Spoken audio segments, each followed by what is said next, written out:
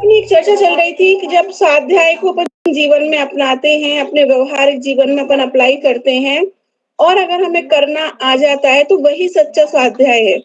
जैसे कल को आंटी ने एग्जाम्पल दिया था उनका खुद का, तो एक बहुत ही अच्छी बात थी कि वो जो क्लास सुन रही है, स्वाध्याय कर रही है, वो जीवन में भी अप्लाई कर रही हैं। अगर ऐसे हमने कल कितने सारे सिद्धांत पढ़े थे, निमित्त उपादान, क्रमबद्ध पर्याय, अखरतावाद, कल बहुत सारे सिद्धांत पढ़े थे ना हमने कि वही एक तरफ दूसरी तरफ का करता है,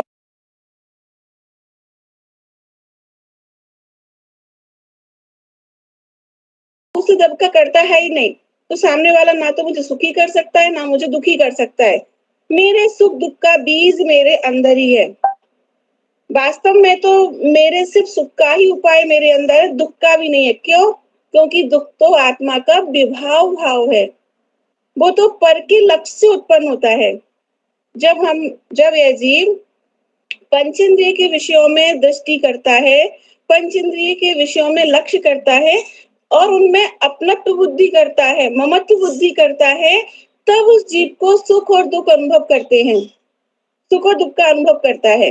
लेकिन जब वह जीव आत्मा का लक्ष्य करता है तो वह सच्चा सुख उत्पन्न होता है, वास्तविक सुख उत्पन्न होता है, आकुलता रहित सुख उत्पन्न होता है, निराकुल सुख की उत्पत्ति होती है।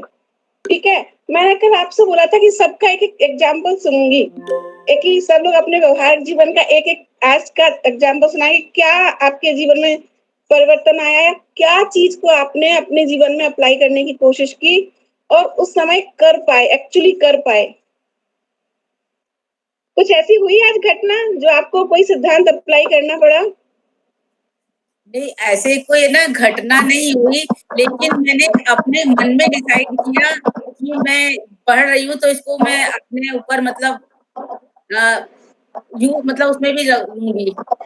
क्या कहना व्यवहार में ये मैंने कल ही प्रण किया। बहुत बढ़िया, प्रण किया, बहुत अच्छी बात है। जब आप इसको लिख के टांग लो, सामने सबको लिख लेना चाहिए। भाव किसी के भी निमित्त से बिगड़े, भव तुम्हारा ही बिगड़ेगा।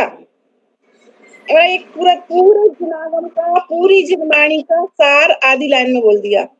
ना पति का कुछ जाएगा, ना बच्चे का जाएगा, ना सास का, ना बहू का, किसी का कुछ नहीं बिगड़ने वाला।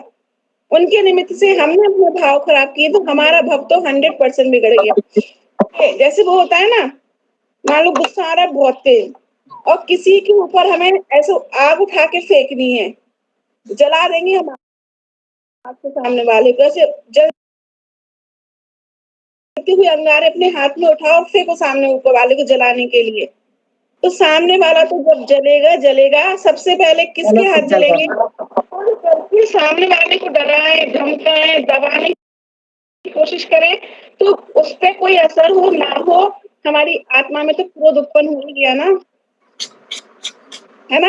और है ना, इनका विवाद हो गया था, वाद विवाद हो गया, तो हमारा झगड़ा उठने वाला था, तो मैं वहां से उठ के चल दी। ये बोलते रहे, मैंने कुछ भी नहीं सुना। तो मैंने अपना भाव को खराब नहीं करा, न ही मेरे भाव खराब हुए, न मैंने इनकी बातें सुनी, और मैं वहां से उठ के चल दी, इन्हीं के खराब हुए। सोचा क्या? आप उठ के चल दी तो बहुत बढ़िया किया आपने। सोचा क्या अंतरंग में, क्या सोच के उठ के चल दिए आप? मैं इसलिए सोच के मतलब उठ गई थी कि मैं कुछ नहीं बोलूंगी, कहीं मेरे से कोई गलत शब्द निकल जाए। ठीक है, गलत शब्द निकले तो व्यवहारिकता की बात हो गई, लोग व्यवहार की, जैसे आपने बहुत सही किया। गुस्सा नहीं आया, मतलब क्रोध नहीं आना चाहिए, तो मैं इसलिए उठ के वहां से चल दी। आपने बुद्धि पूर्वक अपनी क्रोध पर कंट्रोल करने की कोशिश की। हाँ बिल्कुल, शांतिपूर्ण वातावरण। अरे झगड़े से ही मतलब थोड़ा सा लोक कषाय उत्पन्न हो गई हो, कहीं मान कषाय उत्पन्न हो गई हो, सिर्फ लड़ाई झगड़ा थोड़ी, कोई भाई से बात हो गई हो। हाँ, कुछ अप्लाई किया स्वाध्याय को? हाँ, दिन भर अपने चिंतन मनन करती रही बस, और क्या। बहुत बढ़िया। अकेली थी, दिन भर अकेली रहती हूँ, चिंतन मनन में अपना दिन व्यतीत कर लिया। हम तो साथ साथ रहते हैं ना, रिटायर आप लाइफ है, लेकिन अब जो स्वाध्याय आपने सुना, लड़ाई होते होते भी बच जाते हैं। तो क्या ये स्वाध्याय का फल है? ये स्वाध्याय का सबसे, ये स्वाध्याय का तो फर्क पड़ता ही अपने जीवन में। सबसे ज्यादा लाभदायक स्वाध्याय अब हुआ है। हर चीज में पड़ता है पहले स्वाध्याय तो का। ऑफिस चले जाते तब तो आमने सामने रहते लड़ने के लिए, फिर भी लड़ाई नहीं हो। सोने से लेकर के रात को सोने तक, सारे दिन उठने से लेकर सोने तक सारे दिन स्वाध्याय होता है हर चीज में। अभी आज तो क्या है, हम लोग केरला स्टोरी देखने चले गए थे, तो मन में अच्छा ही अच्छा था। अरे अच्छा ही अच्छा था, उसमें भी तो चिंतन करना है तत्व का। ज्यादा अच्छा होने में भी लोग कषाय हो जाती है।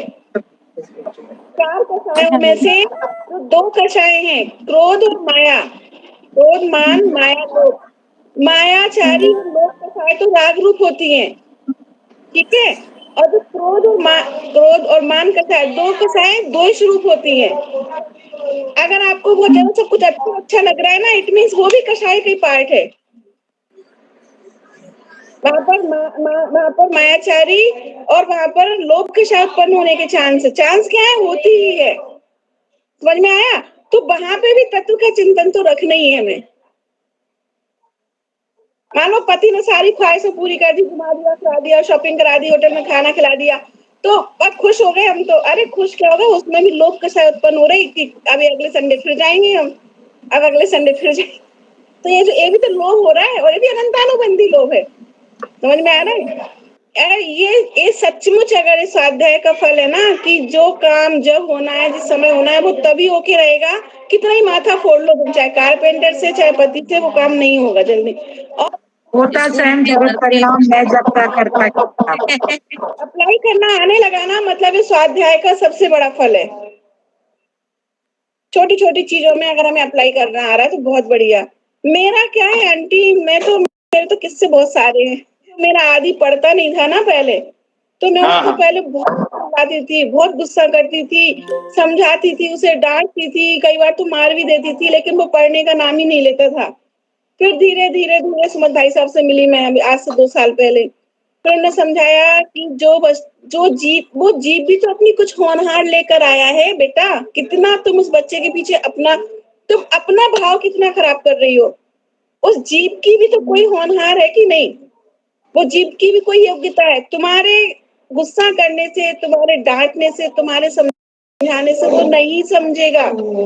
और ये सिद्धांत है, फैक्ट है, नो डाउट कि पेरेंट्स होने के नाते तुम अपनी सारी जिम्मेदारी पूरी करो, अच्छी शिक्षा दो, अच्छी सब व्यवस्थाएं करो, ट्यूशन लगाओ, किताब कॉपी दो, स्कूल दो, टीचर प्रोवाइड कराओ, ट्यूशन जो चाहिए सब दो। उसके बाद भी एक्सपेक्टेशन नहीं रखो कि मैंने इतना कर दिया, इतने बड़े स्कूल में डाल दिया, इतना पैसा खर्च कर रहा है, तो हमें रिजल्ट ला के दे। वो जी उतना ही रिजल्ट देगा। तो उसे अगर इस दृष्टि से देखो कि मेरा बेटा मैं सबसे ज्यादा टॉप बना दूं, तो राग भी आएगा और द्वेष भी आएगा और गुस्सा भी आएगा।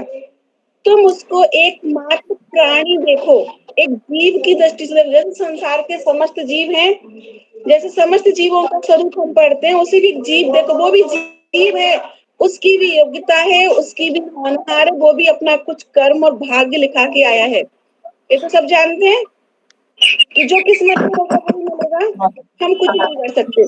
तो उसके बाद से मैंने उसको डांटना, चिल्लाना, बोलना धीरे धीरे रिड्यूस किया। मैंने रिड्यूस करने से एक्सपेक्टेशन कम हुई, मेरा गुस्सा कम हुआ, और धीरे धीरे उसकी योग्यता थी तो आज वो अपने आप लाइन पकड़ गया। कहना बहुत आसान है, लेकिन उसको मेहनत बहुत लगी। मेरा बेटा जब छोटा था ना, तो उसको ना क्रिकेट कोर्ट खेलने का बहुत ज्यादा शौक था।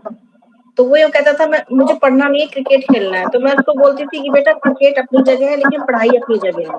एक बार आप पढ़ाई कर लोगे तो आप किसी भी लाइन में जा सकते हो। तो वो पढ़ता नहीं था, मैं भी बहुत डांटती थी, चिल्लाती थी, उसको मार भी देती थी। मैंने उसको जबरदस्ती पे पढ़ाया, उसने बीटेक भी कर ली। लेकिन अब वो पता कई बार क्या बोलता है, आपने मुझे जबरदस्ती पढ़ाया, मुझे क्रिकेटर बनना था। लेकिन मैंने कहा ये तो तेरे को नहीं बनना था, तेरी किस्मत में ये आईटी नौकरी करनी लिखी थी। ये तो तय था ना उसका, देखो। बिल्कुल बिल्कुल वो तय था उसका। ये तो तय, जो चीज तय होती है वही होती है। तो ऐसे स्वाध्याय का निश्चित रूप से जीवन में शांति बहुत आती है एक्चुअली, है ना। हम ब्लेमिंग करना छोड़ देते हैं सबको।